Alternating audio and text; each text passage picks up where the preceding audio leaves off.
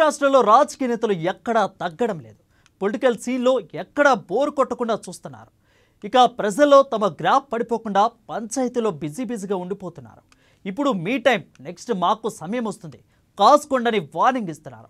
అటు వైసీపీ ఇటు బీఆర్ఎస్ లీడర్లు చేసే సెంటిమెంట్ రాజకీయాలేంటో ఓసారి చూద్దాం.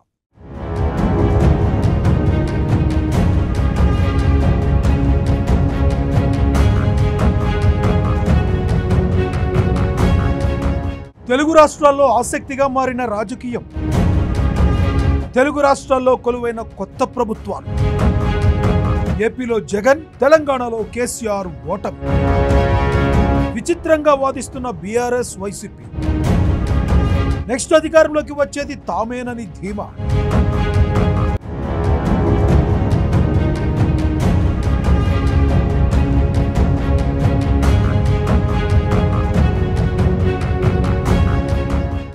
తెలుగు రాష్ట్రాలు, రెండు రాష్ట్రాల్లో కొత్త ప్రభుత్వాలు, ఏపీలో జగన్, తెలంగాణలో కేసీఆర్ ఓటమి చెందారు.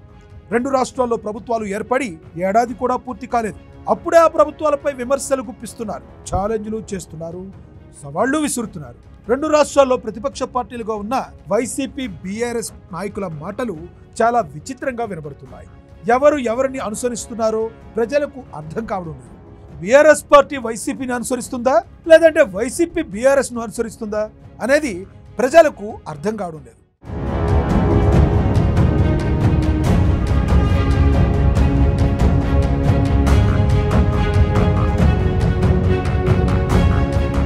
టీడీపీ కార్యాలయంపై దాడి చేసిన కేసులో అరెస్టైన మాజీ ఎంపీ నందిగాం సురేష్ టీడీపీ నేతలకు సవాల్ విసిరారు. వచ్చే ఎన్నికల్లో అధికారంలోకి వచ్చేది తామేనని ఛాలెంజ్ చేశారు. టీడీపీ మాదిరిగానే తాము కూడా అరెస్టు చేస్తామని, అప్పుడు టీడీపీ వారికి జైళ్లు కూడా సరిపోవంటూ హెచ్చరించారు. నందిగాం మాటలు విన్న ఏపీ ప్రజలు ముక్కున వేలేసుకుంటున్నారు. అధికారం చేపట్టి కూటమి ప్రభుత్వం ఏడాది కూడా కాలేదు, అప్పుడే హెచ్చరికలేమిటంటూ జనం ప్రశ్నిస్తున్నారు.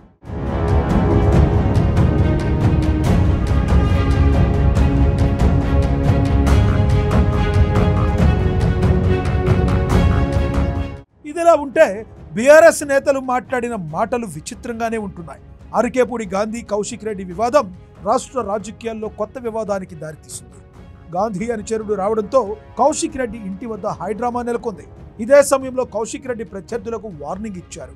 నెక్స్ట్ తమ బీఆర్ఎస్ ప్రభుత్వమే వస్తుందని, అప్పుడు తమ తడాకా చూపిస్తామంటున్నారు. అరికేపూడి గాంధీకి తామేంటో చూపిస్తామని వైసీపీ నేతల మాదిరిగా హెచ్చరికలు చేశారు. వచ్చేది తమ ప్రభుత్వం, అప్పుడు ప్రతీకారం తీర్చుకుంటామంటూ బీఆర్ఎస్ వైసీపీ నేతలు చేస్తున్న వ్యాఖ్యలు వాళ్ల వరకు బానే ఉన్నాయి. ఒకవేళ రెండు రాష్ట్రాల ప్రభుత్వాలు సీరియస్ గా తీసుకున్న నేపథ్యంలో రెండు రాష్ట్రాల నాయకుల పరిస్థితి ఎలా ఉంటుందో వాళ్లకు కూడా తెలుసనే అభిప్రాయాలు రాజకీయ వర్గాల్లో వ్యక్తమవుతున్నాయి.